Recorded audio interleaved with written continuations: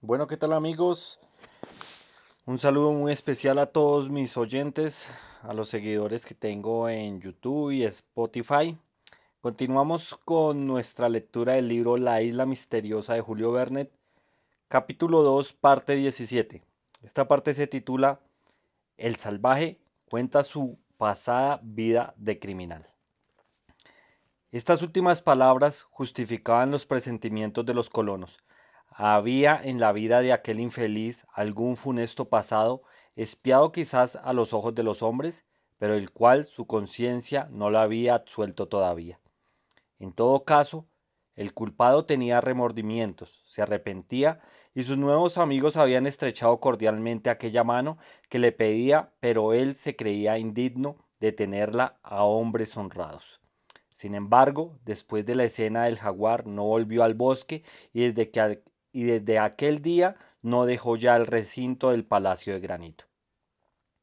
¿Cuál era el misterio de aquella existencia? ¿Habría el desconocido por fin? Qué pena. ¿Hablaría el desconocido por fin? Solo el futuro podría decirlo. De todos modos, se acordó no excitarlo al revelar su secreto y que se viviera con él como si nada se hubiera sospechado. Durante algunos días la vida común continuó siendo lo que había sido antes entonces. Cyril Smith y Gedeon Smith trabajaban juntos, unas veces como químicos, otras como físicos. El periodista se separaba del ingeniero solo para cazar con Helber porque no habría sido prudente dejar al muchacho correr solo por el bosque y había que estar alerta. En cuanto a Knapp y Penfron, un día en los establos o en el corral, otro en la dehesa, sin contar las tareas del palacio de granito, siempre tenían que hacer. El desconocido trabajaba retirado de todos, había vuelto a su existencia habitual, no asistiendo a las comidas, durmiendo bajo los árboles de la meseta y evitando a sus compañeros como si realmente la sociedad de los que le habían salvado fuese insoportable. Pero entonces, observó Penfron, ¿por qué ha pedido auxilio a sus semejantes? ¿Por qué ha tirado ese papel al mar? Él no lo dirá, respondía invariablemente Ciro de Smith. ¿Cuándo? Quizás más pronto de lo que cree Penfron. En efecto, el día de la confesión estaba próximo. El 10 de diciembre, una semana después de su vuelta al Palacio de Granito, Cyrus Smith vio acercarse al desconocido, el cual con voz tranquila y tono humilde le dijo: Señor, tengo que pedirle un favor. Diga, le contestó el ingeniero, pero antes permíteme decirle una cosa. Al oír estas palabras, el desconocido se ruborizó e hizo ademán de retirarse. Cyrus Smith comprendió lo que pasaba en su interior. Temía que el interrogarse sobre su vida pasada, el ingeniero, deteniéndolo por la mano, le dijo: Todos los que aquí estamos somos no solo sus compañeros, sino también sus amigos. Deseaba decirle esto, ahora estoy dispuesto a escucharle. El desconocido se pasó las manos por los ojos. Estaba poseído de una especie de temblor general y permaneció algunos instantes sin poder articular una sola palabra. Señor, dijo al fin, quisiera que me hiciera un favor. ¿Cuál? A 4 o 5 millas de aquí, al pie del monte, tienen ustedes una dehesa para los animales domésticos. Alguien tiene que cuidarlos. ¿Me permitirá ir a vivir con ellos? Cyril Smith miró unos momentos al desdichado con expresión de infinita lástima. Amigo, le dijo, la dehesa no contiene más que establos apenas adecuados para los animales. Para mí serán buenos. Amigo, repitió Cyril Smith, no pensamos en contrariarle en nada. Si quiere vivir en la dehesa, cúmplase su deseo. De todos modos, siempre será acogido en el Palacio de Granito, cuando guste volver a él. Pero, antes de instalarse en la dehesa, es necesario que la adaptemos para que tenga alguna comodidad. No hay necesidad, yo estaré bien de cualquier modo. Amigo, dijo otra vez Cyrus Smith, que insistía esprofeso en darle aquel título cordial. Déjenos de decidir lo que debemos hacer en este asunto. Gracias, señor, respondió el desconocido retirándose. El ingeniero participó inmediatamente a sus compañeros la proposición que le había hecho y se acordó construir en la dehesa una alquería de madera lo más cómoda posible. El mismo día los colonos pasaron a la dehesa con las herramientas necesarias y antes de acabarse la semana estaba dispuesta la vivienda para recibir a su huésped. Construida a unos 20 pasos de los establos, sería fácil vigilar desde ella el rebaño de muflones, que contaba más de 80 cabezas. Se hicieron algunos muebles, cama, mesa, bancos, armario, cofre y se trasladaron municiones y útiles. Por lo demás, el desconocido no había ido a ver su nueva morada y había dejado a los colonos trabajar en ella mientras él se ocupaba en la meseta, queriendo dar la última mano a su tarea.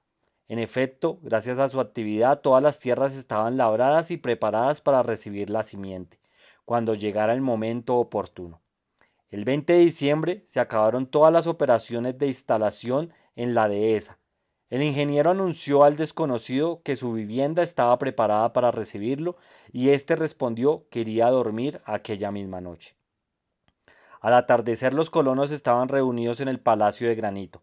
Eran las 8, hora en la cual su compañero debía marcharse a su nueva morada. No queriendo molestarle, impidiéndole con su presencia una despedida que quizás le habría sido penosa, le había dejado solo y había subido a la casa.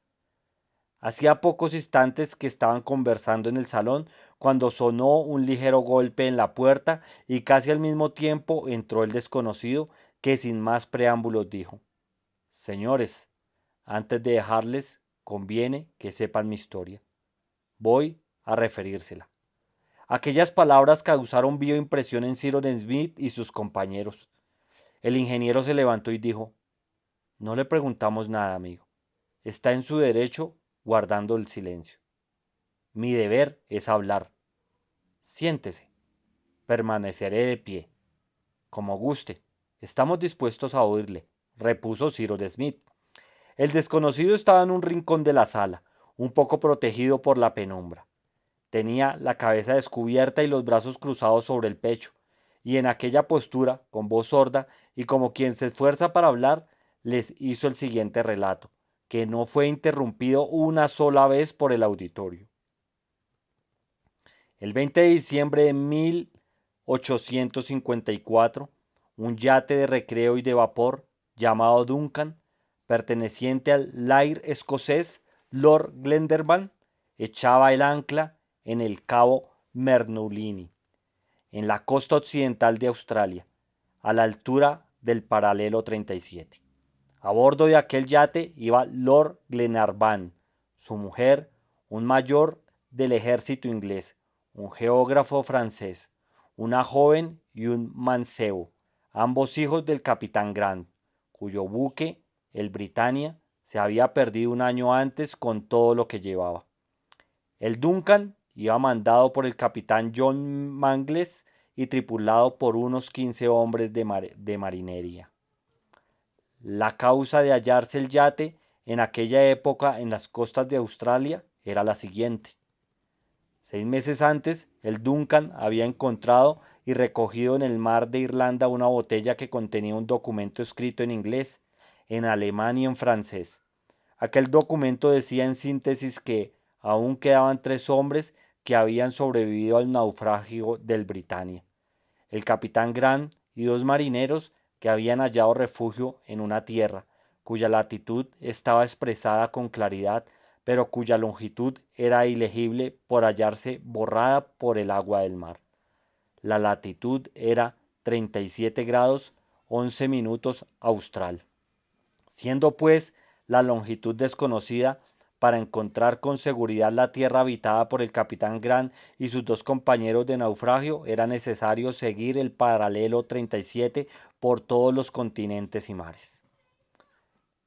El, el almirantazo inglés no se decidía a emprender la investigación y entonces Lord Glenarvan resolvió hacer por su cuenta todo lo posible para hallar al capitán. María y Roberto Grant, hijos del náufrago, se pusieron en relación con el Lord.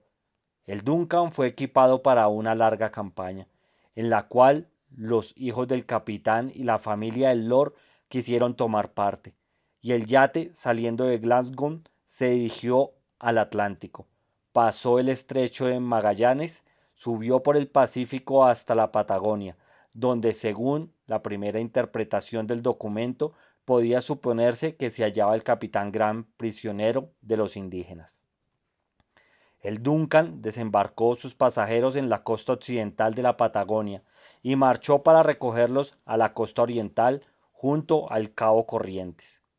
Lord Glendervan atravesó la Patagonia siguiendo el paralelo 37 y no habiendo encontrado indicio alguno del capitán, volvió a embarcarse el 13 de noviembre para proseguir sus investigaciones a través del océano. Después de haber visitado infructuosamente las islas Tristán de Acuña y Anderstan, situada en su rumbo, llegó el Duncan, como he dicho, al cabo Bemulín, en la costa de Australia, el 20 de diciembre de 1854. La intención de Lord Glenderman era atravesar Australia como había atravesado América y desembarcó. A pocas millas de la playa había una granja, perteneciente a un irlandés, que ofreció hospitalidad a los viajeros.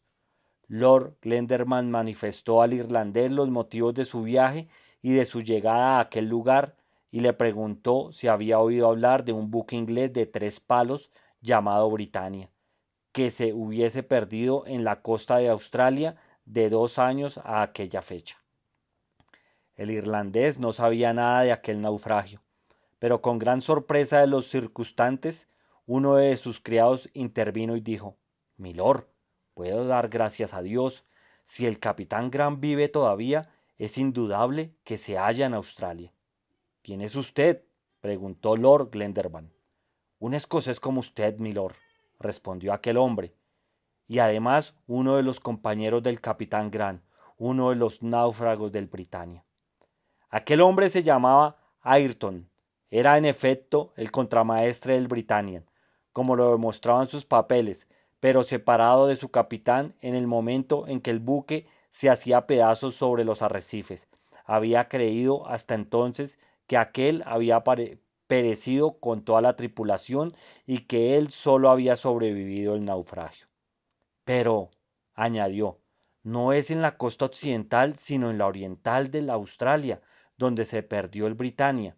Y sí, el capitán Grant vive todavía, como lo indica este documento. Debe ser prisionero de los indígenas y hay que buscarlo en aquella costa. Aquel hombre, al hablar así, se expresaba en tono franco, voz segura y mirada serena, y nadie puso en duda sus palabras. El irlandés, que le tenía a su servicio desde un año antes, respondía de él. Lord Glendervan creyó en la lealtad de aquel hombre, y por su consejo resolvió atravesar Australia siguiendo el paralelo 37. Lord Glendervan, su esposa, los 2 hijos del capitán, el mayor, el francés, el capitán Mangles y algunos marineros debían componer la expedición, llevando por guía a Ayrton, mientras el Duncan, a las órdenes del segundo, Thomas Austin, pasaría a Bernbourne y esperaría allí las instrucciones del Lord Glendervan. Se pusieron en marcha el 23 de diciembre de 1854. Ya es hora de decir que aquel Ayrton era un traidor. Había sido contramaestre del Britannia, pero a consecuencia de varias decepciones de su capitán, había tratado de sublevar la tripulación para alzarse con el buque y el capitán Grant lo había desembarcado el 8 de abril de 1852 en la costa occidental de la Australia y después había seguido su rumbo, abandonándolo al delincuente como era justo. Así pues, aquel miserable no sabía nada del naufragio del Britannia y acababa de enterarse del mismo por la relación de Lord Glendervan. Desde su abandono y bajo el nombre de Ben Joyce se había puesto a la cabeza de una partida de evadidos de presidio y sí sostuvo descaradamente que el naufragio había ocurrido en la costa oriental e indujo a Lord Glendervan a tomar aquella dirección. Fue porque esperaba apoderarse del Duncan y convertirse en pirata del Pacífico. El desconocido se calló un momento, Su voz temblaba, pero prosiguió su narración con estos términos. La expedición se puso en marcha y atravesó Australia, como es de suponer, infructuosamente, pues Ayrton y Ben Joyce, como quería llamársele, la dirigía unas veces precedido y otras seguido de su partida de fascinerosos, que había sido avisada del proyecto que su jefe meditaba ejecutar. Entretanto, el Duncan estaba en Melbourne reparando sus averías. Había que obligar a Lord Glenarvan a que enviase la orden de salir de aquel puerto y pasar a la costa oriental de Australia, donde sería fácil apresarlo. Ayrton, después de haber llevado a la expedición hasta cerca de la costa, haciéndola atravesar bosques desprovistos de todo recurso, obtuvo una carta que se encargó él mismo de llevar al segundo del Duncan, en el cual se le ordenaba que inmediatamente se dirigiese a la bahía de Woolfolk, en la costa este, es decir, a pocas jornadas del sitio donde la expedición se había detenido. Allí Ayrton había dado cita a sus cómplices. En el momento en que iba a entregarle la carta, el traidor fue descubierto y no tuvo más remedio que huir, pero como aquella carta debía poner el Duncan en su poder, resolvió obtenerla a toda costa, y en efecto logró apoderarse de ella, llegando a Melbourne 2 días después. Hasta entonces se había realizado los odiosos proyectos del criminal. Iba a conducir el Duncan a aquella bahía de Woolfolk, donde sería fácil a los bandidos capturarlo. Y una vez asesinada la tripulación, Ben Joyce se haría dueño de aquellos mares. Pero Dios debía detenerlos antes del desenlace de sus funestos designios. Al llegar a Belmore, entregó la carta al segundo, Thomas Austin, que al leerla mandó a aparejar inmediatamente para salir del puerto, pero imagínense cuál sería el despecho y la cólera de Ayrton cuando a la mañana siguiente de su salida supo que el teniente conducía el buque no a la costa oriental de Australia y a bahía de Woolfolk, sino a la costa oriental de Nueva Zelanda. Quiso oponerse a que continuara este rumbo, pero Austin le enseñó la carta, y en efecto, por un error providencial del geógrafo francés que la había redactado, era la costa este de Nueva Zelanda, y no la Australia, la designada como nuevo destino del buque. Con esto todos los planes de Ayrton se frustraban. Trató de sublevarse y lo encerraron.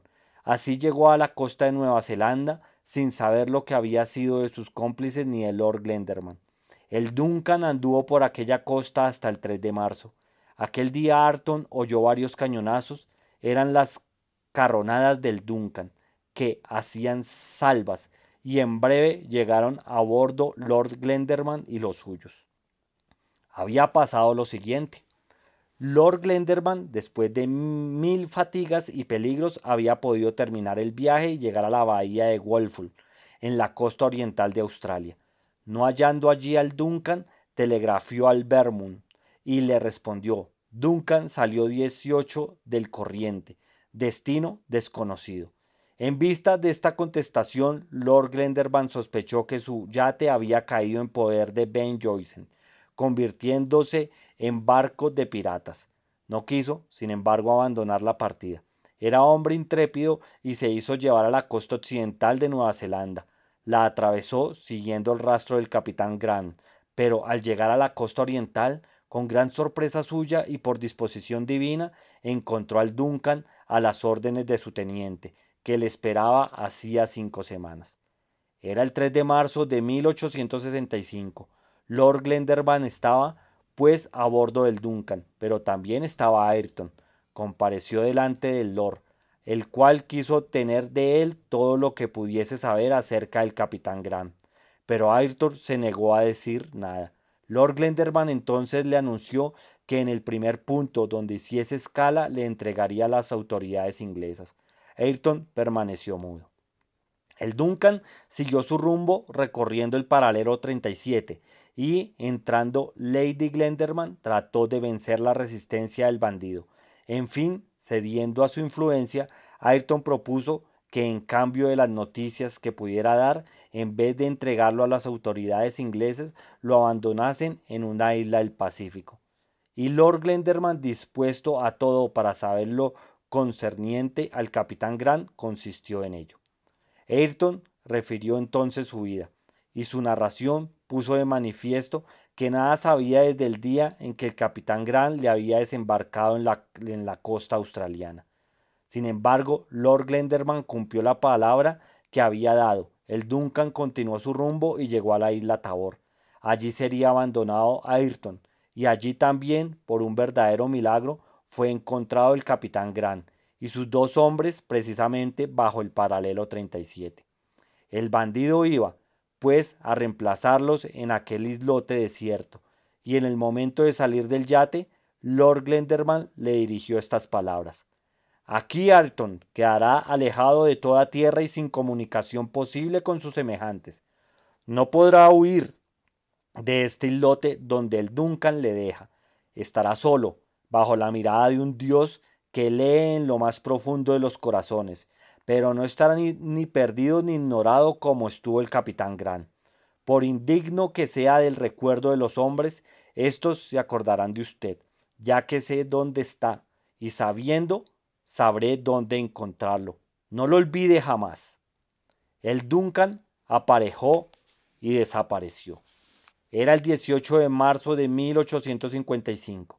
Ayrton estaba solo, pero no le faltaban ni municiones, ni armas, ni instrumentos. El bandido podía disponer de la casa construida por el honrado Grant. No tenía que hacer más que vivir y espiar en la soledad los crímenes que había cometido. Señores, se arrepintió, se avergonzó de sus crímenes y fue muy desgraciado. Pensó que, si los hombres volvían a recogerlo a aquel islote, debía encontrarlo digno de volver a vivir entre ellos. Como sufrió el miserable, cuánto se esforzó para regenerarse por el trabajo, cuánto rezó para hacerse otro por la oración. Durante 2 o 3 años continuó así, pero después, abatido por su aislamiento, mirando siempre si aparecía algún buque por el horizonte de su isla, preguntándose si acabaría pronto la expiación, sufrió como nadie ha sufrido jamás. Qué dura es la soledad para un alma roída por el remordimiento. Pero sin duda, el cielo no lo consideraba bastante castigado, porque el desdichado sintió poco a poco cómo se iba convirtiendo en salvaje. El embrutecimiento le iba invadiendo lentamente. No puedo decir si tardó 2 años o 4, pero en fin llegó a ser el miserable que ustedes encontraron. No necesito decir a ustedes, señores, que Ayrton o Ben Joyce y yo somos una misma persona. Cyrus Smith y sus compañeros se habían levantado al terminar esta narración, y habría sido difícil decir hasta qué punto les había conmovido el espectáculo de tanta miseria, tantos dolores y tal desesperación. Ayrton, dijo Cyrus Smith, ha sido usted un criminal, pero sin duda el cielo cree que ha expiado sus crímenes y así lo ha demostrado, devolviéndolo a la sociedad de sus semejantes. Ayrton, estás perdonado. Y ahora, ¿quieres ser nuestro compañero? Ayrton retrocedió unos pasos. Esta es mi mano, dijo el ingeniero. Ayrton se precipitó sobre la mano que le tendía Cyrus Smith y unas lágrimas corrieron por su mejilla. ¿Quiere vivir con nosotros? Preguntó de nuevo el ingeniero. Señor Smith, déjeme tiempo todavía, contestó Ayrton. Déjeme solo en esa habitación de la dehesa. Como desee, repuso Cyrus Smith. Ayrton iba a retirarse cuando el ingeniero le dirigió otra pregunta. Una palabra más, amigo mío. Puesto que su intención era vivir aislado, ¿por qué echó al mar el documento que nos hizo saber dónde se hallaba? ¿Un documento? Preguntó Ayrton, que parecía no saber lo que se le preguntaba. Sí, el papel encerrado en una botella que nosotros encontramos y que daba la situación exacta de la isla Tabor. Ayrton se pasó la mano por la frente y después de haber reflexionado dijo, yo no he hecho ningún documento al mar. ¿Nunca? Nunca. Y Ayrton, haciendo una reverencia, se fue hacia la puerta y se marchó. Bueno amigos, hasta aquí llegó esta parte, la parte 17. Más adelante continuaremos con la parte 18 del capítulo 2. Muchas gracias por escucharme. Hasta la próxima.